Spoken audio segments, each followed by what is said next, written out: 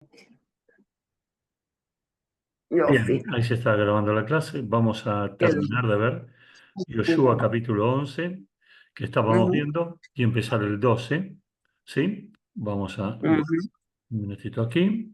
Cualquier pregunta, por supuesto, me la hacen. Vamos a compartir pantalla, naturalmente. Compartir. Un segundo. Eh, ¿Pueden ver la pantalla? ¿Sí? sì. Perfecto. Muy bien. Ahí está. Están compartiendo la pantalla, está bien el audio. Vamos a ver. Ah, ok. Yoshua, nosotros habíamos visto capítulo 11, habíamos visto los primeros 12, 13 versículos. Recuerden, si escucharon la grabación o si asistieron ya directamente a la clase pasada, que habíamos visto ahora la conformación de la coalición del norte del rey Yabín, que era el más importante de toda la zona, el rey de Hatzor. Hatzor está, hoy por hoy lo vemos en una zona arriba del Kineret, una de las zonas cerca del Golán, hoy bombardeada en estos días, lamentablemente por Hezbollah, como todos estos últimos días. ¿Sí? Y la conformación de esa coalición del norte, la derrota de esa coalición del norte, los reyes, los distintos lugares que Yoshua va a tomar. Acá algunos lugares geográficamente los hemos mencionado y los conocimos, otros lugares no los conocemos. Hay lugares que están en el Líbano, que han sido tomados también por la fuerza de Yoshua, y dijimos que conquista a gran parte de los 7 pueblos de Canaán, no todos o no todas las ciudades-estado, porque ellos vivían dispersos en distintas ciudades y aldeas, lo cual generaba una especie de confederación de estados judíos, perdón, cananeos en esas zonas. Hablamos del Monte Merón, hoy tan famoso, tan importante, por estar tan bombardeado y donde está la tumba de Rashbi, la misma zona, ¿sí? Y el apoyo del creador a Yoshua, el tema de los carros de guerra que usaban los cananeos en zonas llanas, no tanto montañosas, y la orden que se le da a Yoshua de lastimar de alguna manera las pezuñas de los caballos para que no puedan transformarse en caballos de guerra, que no puedan correr y solamente arar. Esto es lo que Yoshua cumpliría también. Las tomas de distintas ciudades de cada rey se va detallando. La quema de Hatzor, que era comparable a Jericó en cuanto a magnitud e importancia en el norte, y quizá hasta más grande. Y vamos acá al versículo 16, que es donde hemos quedado nosotros. Vamos a releer acá esta parte para comprenderlo. Y dice, y conquistó Yoshua toda aquella tierra, la zona montañosa y todo el Negev del sur, toda la tierra de Goshen, toda la planicie, la zona del río Jordán, la zona montañosa de Israel y la parte llana. Nosotros la vez pasada habíamos dicho aquí, habíamos comentado que este capítulo podía dividirse en dos partes, hasta aquí y hasta el final del capítulo. Porque hasta el versículo 15 hemos visto la conquista, pero aquí lo que estamos viendo, si bien va a haber otras conquistas, ya empezamos a ver un poco un despliegue de qué territorios son, cuáles son, alguna síntesis mayor, y ya en el 12 vamos a ver ratificado todo esto para después empezar a ver cómo divide las tierras entre el resto de entre las 12 tribus, ¿sí? Vamos a analizar acá un poquitito y acá lo tenemos mucho más sencillo. El versículo 16, que es el que leímos, en 4 versículos nos resume un poco la situación. Al decir la zona montañosa, de hecho Israel tiene mucha montaña, se refiere a la zona que le pertenecía a la tribu de Yehudá, en la zona más al sur. Todo el Negev, el desierto del Negev, la parte que está al sur de la zona de Yehudá, como hoy en día, no tenemos duda.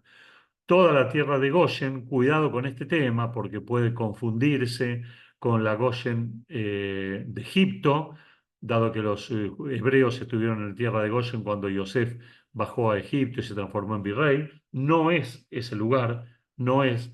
Esta referencia es un poco más al sur de Israel, pero no deja de ser en la zona del Negev, sino estaríamos admitiendo que Israel no salió de Egipto o volvió a Egipto y conquistó la tierra de Goshen, cosa que no fue así. Toda la planicie alrededor del Mar Muerto, o sea, todo lo que es hoy el Mar Muerto, que de un lado es israelí y del otro lado es jordano, quedó en manos de Israel. Toda esa zona que es tan desértica y a su vez tan atractiva. la zona del río Jordán, donde baja el río Jordán desde el Kineret, la franja de tierra que linda con el río Jordán, la zona fértil del Emek Yardén, como conocemos hoy, la zona del río Jordán, de un lado y del otro, sabemos la magnitud de las conquistas. La zona montañosa de Israel, que en realidad hay varias zonas montañosas de Israel. Tenemos en Yehudá montañas, tenemos en algo del Negev montañas, no altas, ninguna, y tenemos en la zona de Shombrón también montañas, llegando hasta el Golán, donde tenemos obviamente el Hermón, la más alta de todas las montañas. ¿Sí? Y la parte llana, la zona de la costa. Acá esto puede llamar a error, tal como está expresado o escrito, porque Josué no conquistó toda la zona costera. Lo que hoy es la zona que es la Franja de Gaza, parte de la Franja de Gaza, y lo que es la zona de la ciudad de Ashdod, el segundo puerto del país, y Ashkelon, cerca de Gaza, y la zona de Kiryat Gat. Esa zona era de los filisteos y no fue conquistada. Hubo incursiones militares, pero no fue conquistada. Después ya trataremos de entender por qué algunas zonas sí y otras zonas no. El versículo 17 nos va a decir, desde la montaña lisa árida que sube hacia el Seir hasta Baal Gad, en las llanuras del Líbano, dijimos que había referencia al Líbano, debajo del monte Hermón, y a todos sus reyes capturó y los hirió de muerte. A ver, donde dice la montaña lisa y árida y nos da esta descripción que sube hacia Seir, es la parte sureste de la tierra de Israel. De este lado, del otro lado sería más el Golán sirio. Según data Mikra, al decir montaña lisa y árida, hace alusión que en las laderas de esas montañas no crecen árboles, son como una zona de valle, en contraste con lo que está frente a ella y que pertenece al territorio del pueblo de Edom, que es más montañoso, que allí sí crecen árboles. Baal Gad, da a entender, es en las llanuras del Líbano, ya estamos en territorio del Líbano, debajo del monte Hermón, que como lo dijimos la vez pasada, unifica o separa, como lo quieran llamar, a tres países hoy en día, Israel, Siria y el Líbano, y es el límite norte de todo el territorio que conquistó Yoshua, como si fuera un faro, y mirara a toda la tierra de Israel. Es decir, desde el sur del Mar Muerto, cuando termina el Mar Muerto, el Arabá, no está claro acá si es hasta Etzion Geber e Eilat hoy en día, hasta la cadena montañosa del Líbano, hasta el Hermón. Abarbanel señala que Yoshua tomó no solo los territorios y ciudades aisladas que pertenecían a los reyes que ya hemos citado, sino también toda la continuidad territorial del sur a norte, los reinos, las ciudades, todos los territorios, montañas y valles que había entre ellos. O sea, es más amplia acá, según Abarbanel, de lo que describe acá este versículo. Largo tiempo se extendió la guerra que Joshua hizo contra estos reyes. Y acá nos vamos a detener un instante para entender un poco más, porque acá este versículo nos está diciendo que demoró un tiempo, habíamos hablado ya la clase pasada, cuánto fue ese tiempo. Más adelante veremos que hay una cuenta que establece que ese tiempo fue 7 años aproximadamente.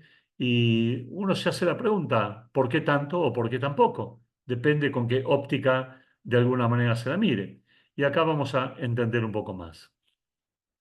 En el versículo acá 18, Abarbanel explica que a diferencia de la guerra contra los reyes del sur, que lo hemos visto en capítulos anteriores, en lo cual la guerra se libró en una sola batalla, con los reyes del norte llevó muchos años. Toda esta guerra llevó aproximadamente 7 años.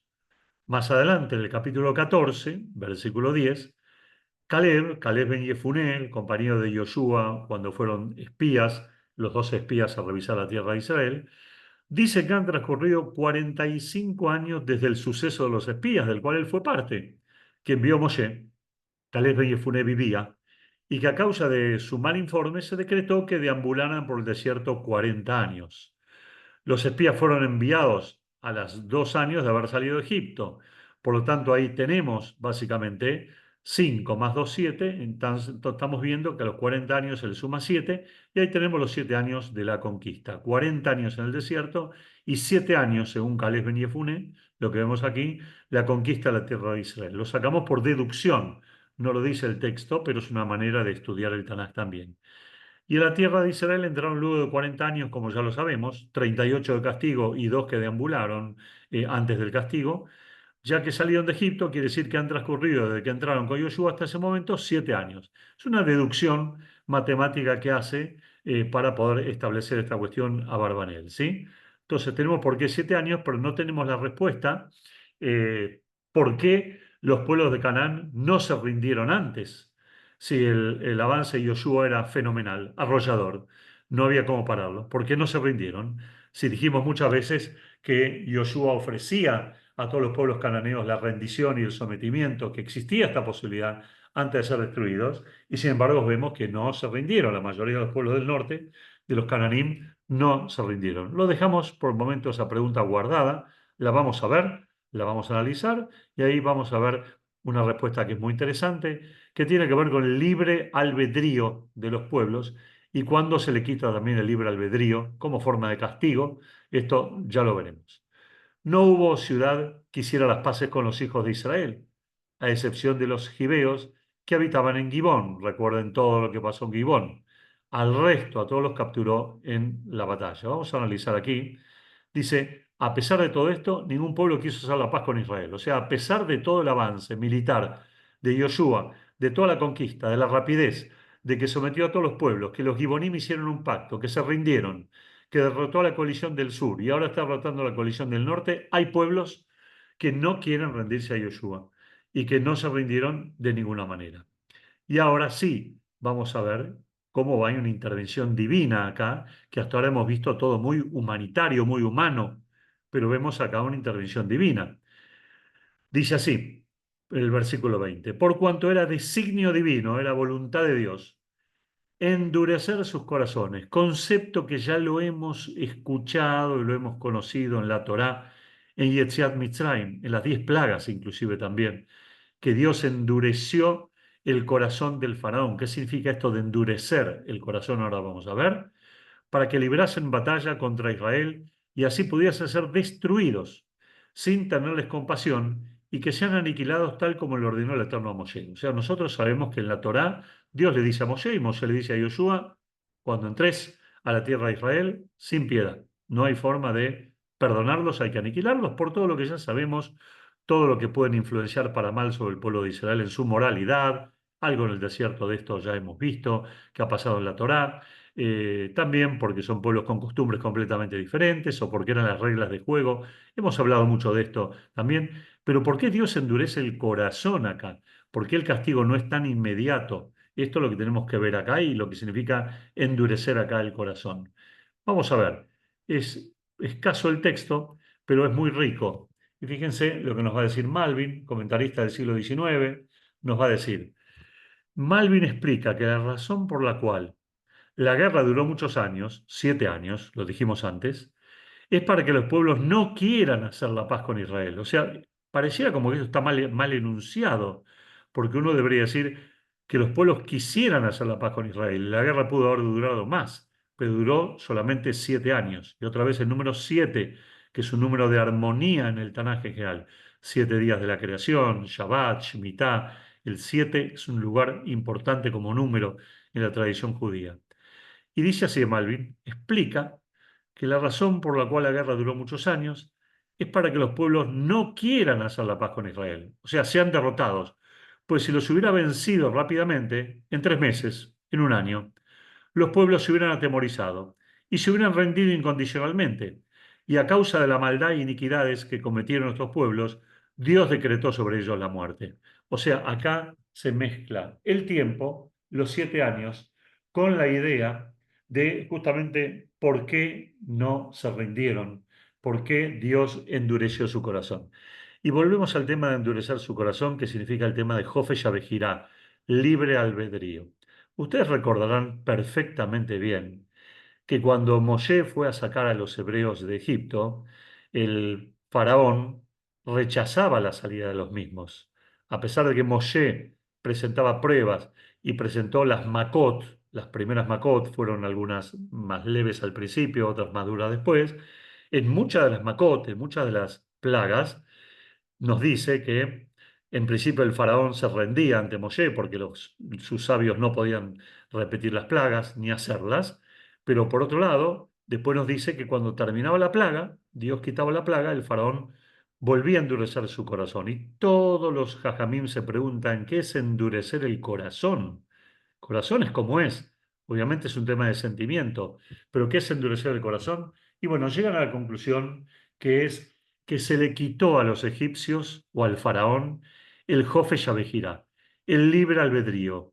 Es decir, Dios quería que fueran castigados, las plagas eran un castigo, y por lo tanto cuando el faraón endurecía su corazón, era porque lo hacía ya, no por voluntad propia, no tenía Jofe Yabejirá, libre albedrío, si no se hubiera rendido, y no se rindió, sino que Dios le quitó el entendimiento, lo hizo empecinado, lo hizo cabeza dura, le dio empecinamiento para que siga luchando contra Israel y los hebreos puedan salir gloriosos de Egipto.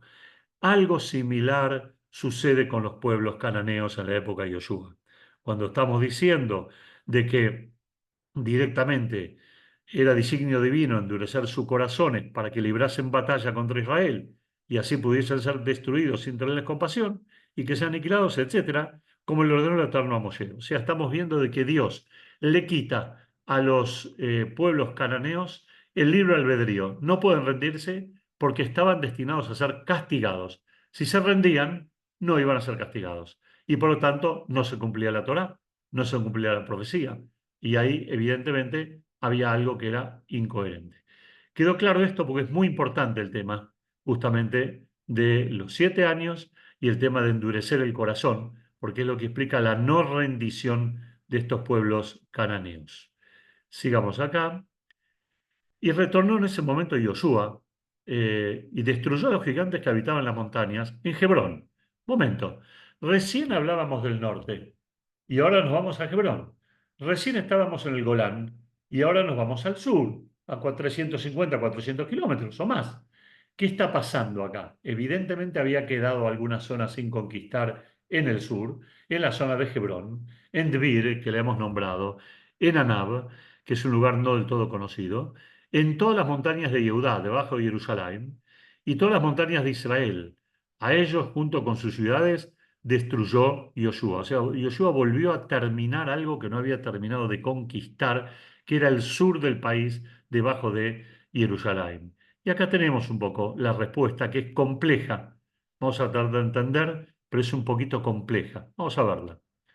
Luego de la Guerra del Norte, que la acabamos de describir, Josué retorna a tomar posesión de las ciudades y así poder entregarlas en heredad a las tribus, a las 12 tribus. Abarbanel señala que si bien veremos en los próximos capítulos que fue Caleb el que conquista la ciudad de Hebrón y no Josué, al ser que Josué era el líder del pueblo, las escrituras se lo atribuyen a él, como si fuera el rey máximo, tal como cuando se dice que tal rey ganó la guerra, algo de esto vimos, a pesar que los que lo hicieron en la práctica fueron sus soldados. No obstante, más adelante en el capítulo 14, cuando hablé más detalladamente acerca de quién heredó cada territorio, cada tribu, allí nos relatará con más detalles cómo fueron conquistados. Es por eso que luego, en ese mismo capítulo, repetirá las mismas palabras. Y la tierra tuvo descanso de la guerra, que esto lo habíamos hablado al final de la clase pasada, lo que significaba el concepto de descanso, ¿no? Que hubo una paz forzada por las guerras, y que lo comparamos con el diluvio universal, que dijimos que después de tanto tiempo de diluvio, la tierra un poco descansó de la maldad del hombre y demás. Acorde a la opinión de Dat Mikra, los gigantes, porque acá habla de gigantes, ¿qué son? 3 metros, 2 metros, eran intimidatorios, no se los podía conquistar, eran un estorbo para Yoshua. ¿Qué pasó con esto? Los gigantes eran el nombre de una tribu antigua, Anakim, que se caracterizaba por su gran altura. Y de hecho, tenemos la referencia otra vez en la Torá. Los espías que mandó Moshe, los 12, entre ellos Yoshua y entre ellos Caleb y Jefuné, que tomaron la ciudad de Hebrón, más Caleb que Yoshua, como lo acabo de decir, los denominaron Nefilim, hijos de gigantes. La palabra Nefilim viene de Lipol, caer. Ya aparece también en Bereshit, no solamente en Bamidbar, en la Torá, sino en Bereshit, mucho más atrás, ¿sí? Cuando aparecen los Nefilim, los hijos de los señores que conquistaron la tierra y tomaron las mujeres para sí, etcétera, etcétera. Bueno, acá se los compara con los hijos de los gigantes de un pueblo importante. Aparentemente estos gigantes habitaban principalmente la fortaleza de Kiryat Arba. Hoy Kiryat Arba es una ciudad importantísima que está pegada a Hebrón y que fue fundada en 1967 después de la Guerra de los 6 Días. es un yishuv importantísimo. Y fueron derrotados los gigantes por Caleb, como dijimos recién. Si bien la ciudad de Debir aparentemente fue conquistada en la misma guerra en la que cayó Hebrón, lo que pudo haber sucedido es que los gigantes que habitaban allí no fueron aniquilados, o sea, se hayan podido escapar. Es lo que se trata de entender acá de la conquista, pero que todavía hay gigantes que escaparon a la misma conquista. El Midrash, el Talmud, cuenta que a pesar de ser gigantes o ser fuertes militarmente hablando, en estatura, corporalmente desarrollados, ellos temieron a Israel y no salieron a luchar contra Yoshua. No obstante, quedaron atrincherados en sus ciudades. Esto lo dice el Talmud, no está especificado en el texto, ¿sí? Lo dice claramente el Talmud. Bien, un poquito hemos visto acá quiénes son los gigantes y acá, en el capítulo, en versículo 22, no quedaron aquellos gigantes en la tierra de los hijos de Israel, solamente quedaron en Gaza, en Gad y Ashdod. Son tres ciudades filisteas, las tres no fueron tomadas, pero recuerden algo muy interesante.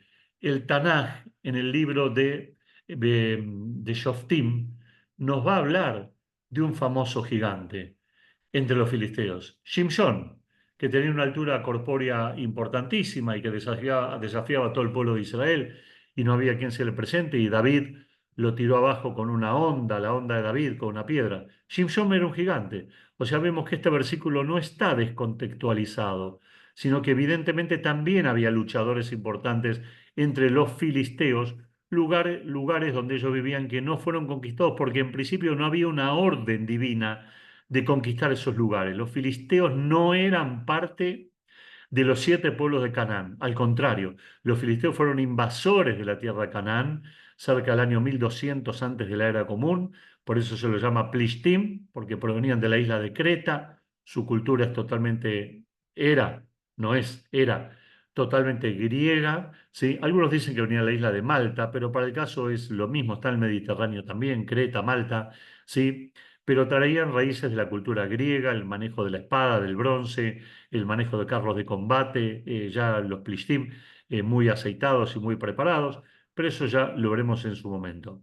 Ahora dice, ahora que Yoshua había conquistado a todos los reyes, ya no se lo llama más la tierra de Canaán, sino que por primera vez se denomina la tierra de los hijos de Israel. Y acá tenemos algo importantísimo.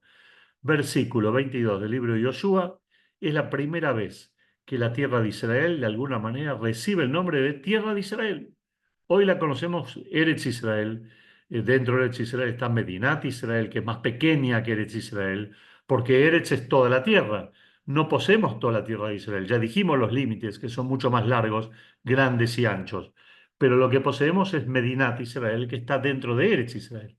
Pero la primera vez que se nombra la tierra de Israel como tal, porque antes se nombraba Bnei Israel, los hijos de Israel, por Jacob, por el pueblo hebreo, pero no había referencia a la tierra. Es aquí donde la tierra, de alguna forma, progresivamente va a dejar de llamarse Canaán, Canaán, y va a tomar el nombre con el cual la conocemos hasta el día de hoy, Israel, que más adelante, desgraciadamente, el emperador Adriano, el año 135 después de la era común, le pondría el nombre de Pilistea, Filistea, Palestina. Esa es la derivación desde el hebreo al latín.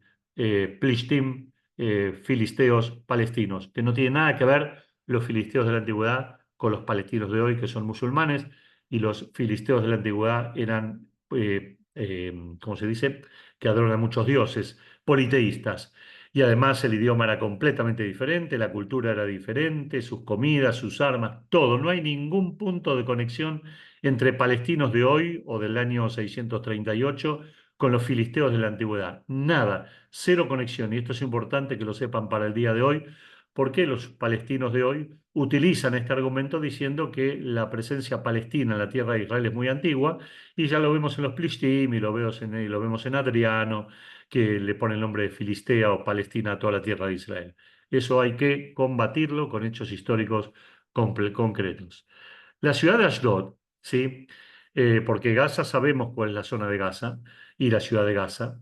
La ciudad de Ashdod bíblica, no la que hoy conocemos, está ubicada a unos 5 kilómetros hacia el este del actual Ashdod de nuestros días, Es decir, si uno visita Ashdod, tiene que hacer un paseo a la ciudad de Ashdod bíblica, a ver qué es lo que queda de esa ciudad filistea, porque la Ashdod moderna está construida más hacia el norte.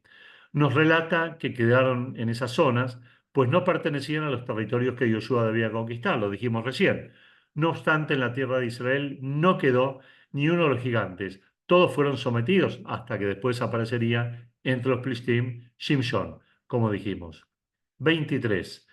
Y conquistó Josué toda la tierra conforme a todo lo que el Eterno le había dicho a Moshe, y se la dio por herencia Josué a todo Israel, conforme a sus divisiones por tribus, y la tierra tuvo descanso de la guerra, versículo que se repite, que es el que marca un cierre entre este mismo capítulo y el final de este capítulo, el concepto de descanso, que ya lo hemos hablado también, y va a pasar ahora a explicarnos en el capítulo 12, que enseguida vamos a verlo, a una cuestión vinculada esencialmente a la distribución de la tierra, pero todavía fortaleciendo lo que sería la conquista de la misma. Vamos a ver, porque va a haber muchas repeticiones, nosotros vamos a saltear algunos capítulos para pronto terminar, ¿sí? Dice así, el capítulo, estamos en el 11, el 12. Vamos a leerlo, si nos da el tiempo, es un capítulo corto, relativamente fácil, relativamente nada más.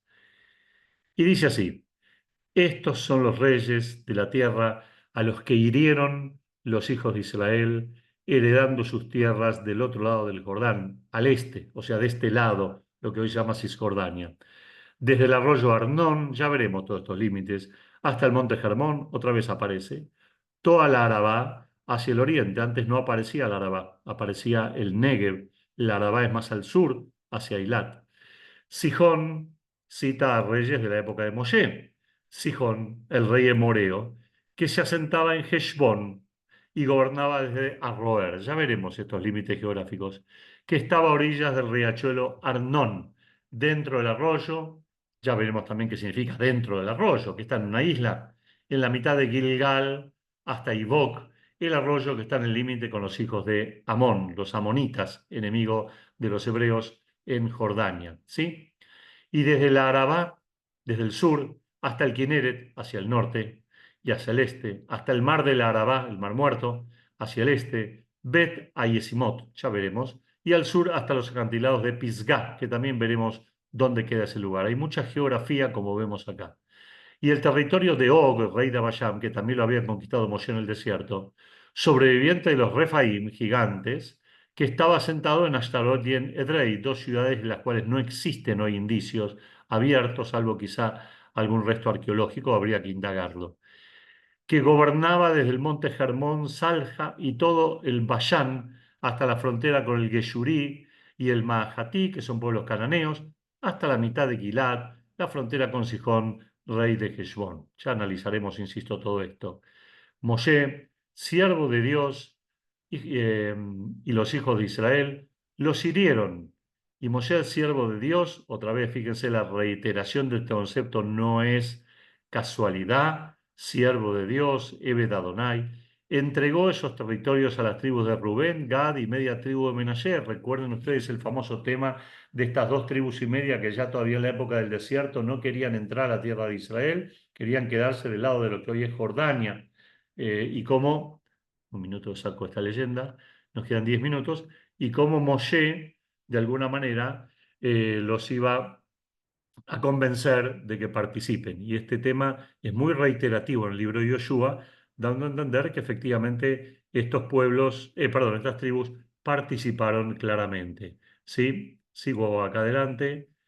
Y estos son los reyes de la tierra a los que hirió Josué y los hijos de Israel, de este lado del Jordán hacia el mar, desde Baal Gad en el valle del Líbano hasta el monte Jalak que sube hacia Seir. Hay límites que se repiten en el capítulo anterior. Y entregó Josué ese territorio a las tribus de Israel acorde a sus particiones. Ya veremos qué son las particiones. Josué no pudo agarrar un compás o una escuadra o una regla y medir en las montañas, la planicie, el Arabá, los acantilados del desierto y el Negev, el Hití, ahora nombra pueblos, el Emorí, el Cananí, el Prisí, el Gibí y el Yebusí, los 7 pueblos. El rey de Jericó, uno, O sea, fíjense esta denominación, cómo cambia de estilo acá el relato y se hace más difícil. El rey de Jericó, uno de los reyes, el rey de Ai, está en orden cronológico, que está al lado de Betel, uno, un rey, una ciudad. El rey de Jerusalén, uno. Rey de Hebrón, uno. Acaba nombrando, ya pierde un poco el orden cronológico y va nombrando a los reyes por importancia de ciudad. El rey de Yarmut, el rey de Lachish, el rey de Eglón, el rey de Gezer, uno. El rey de Debir, citado antes, uno. Rey de Geder, no citado hasta ahora, uno. El rey de Jorma, no citado. Un rey de Arad, uno. ¿Dónde está la ciudad de Arad? Muy cerca de Arad, en pleno desierto, está Tel Arad, que es lo que era la ciudad de Arad en la antigüedad. El rey de Limna, que lo hemos citado, uno. El rey de Adulam, uno. El rey de Maqueda, mucho lo hemos hablado de ese lugar, se ha citado, uno. El rey de Betel, que es la actual Betel, sí, al norte de Jerusalén, cerca de Ramalá, uno. El rey de Tapúa, donde es famoso el cruce de Tapúa, que tanto se ha hablado y que lamentablemente hubo atentados, uno. El rey de Jefer, uno. El rey de Afec, uno. Rey de Shalón, uno. Fíjense, esto parece como una poesía. El rey de Madón, uno. Hemos citado Madón, una ciudad muy desconocida. Rey de Hatzor, lo vimos antes, uno.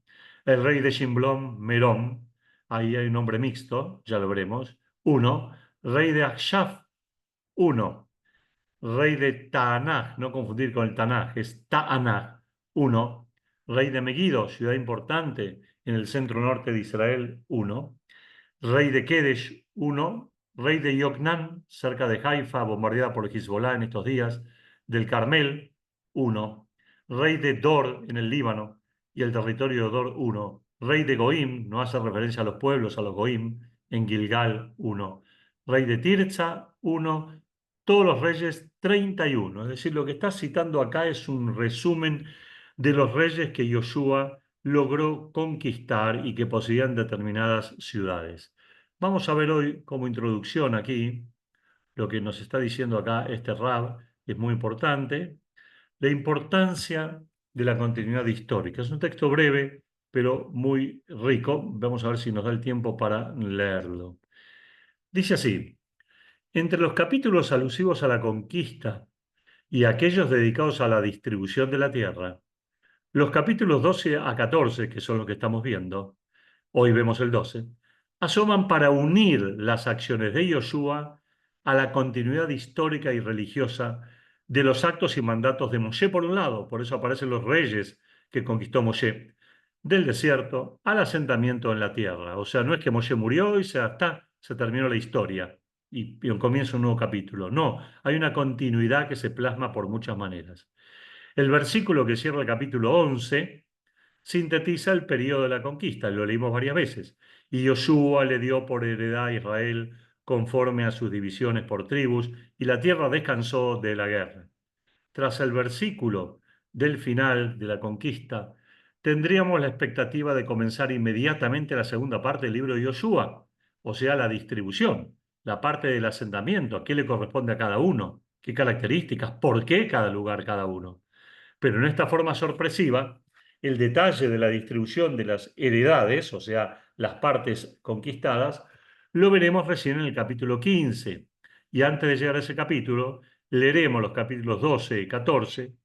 ¿Cuál es la finalidad? Solo un instante, si freno esto.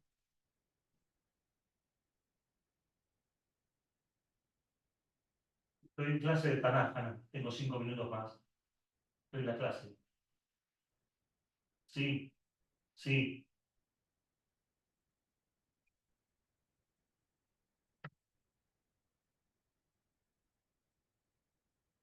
Sí, perdón. Eh, Lo veremos en el capítulo 15 y antes de llegar a ese capítulo leeremos los capítulos 12 y 14. ¿Cuál es la finalidad de esos capítulos? ¿Por qué los mismos marcan como una pausa entre la descripción de la conquista y la descripción de la distribución de las heredades? ¿Sí? Esto es lo que se va a plantear acá el rabino.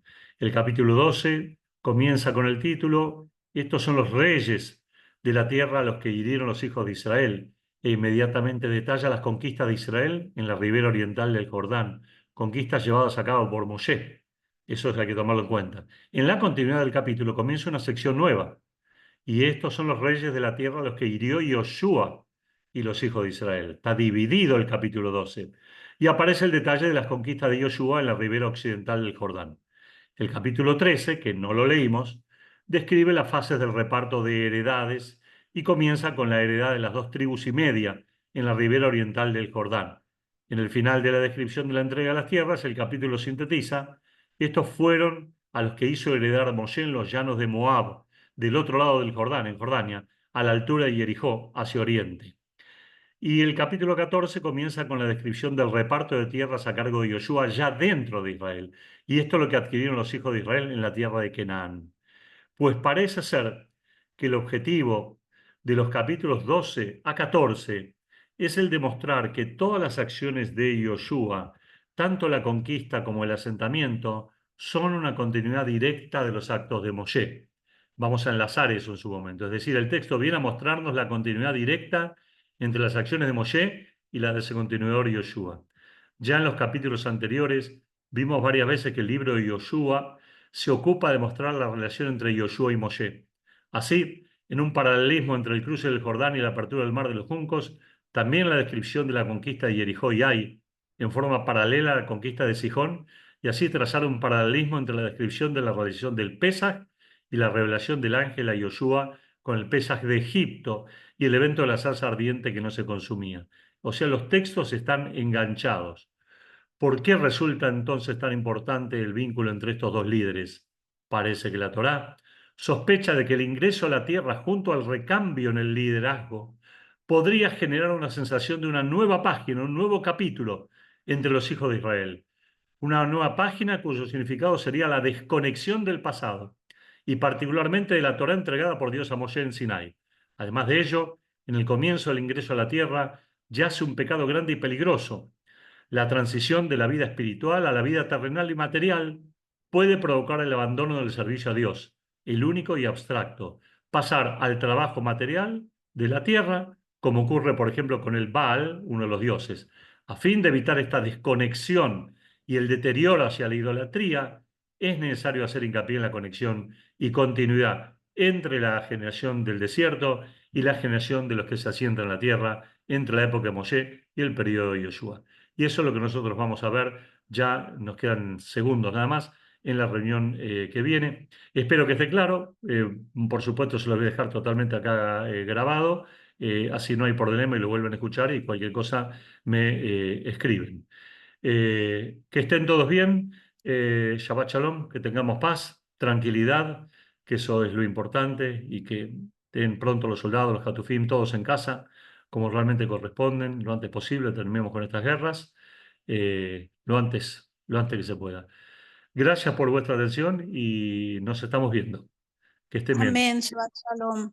Gracias, Gracias, gracias Shabbat Shalom, gracias a ambas, gracias.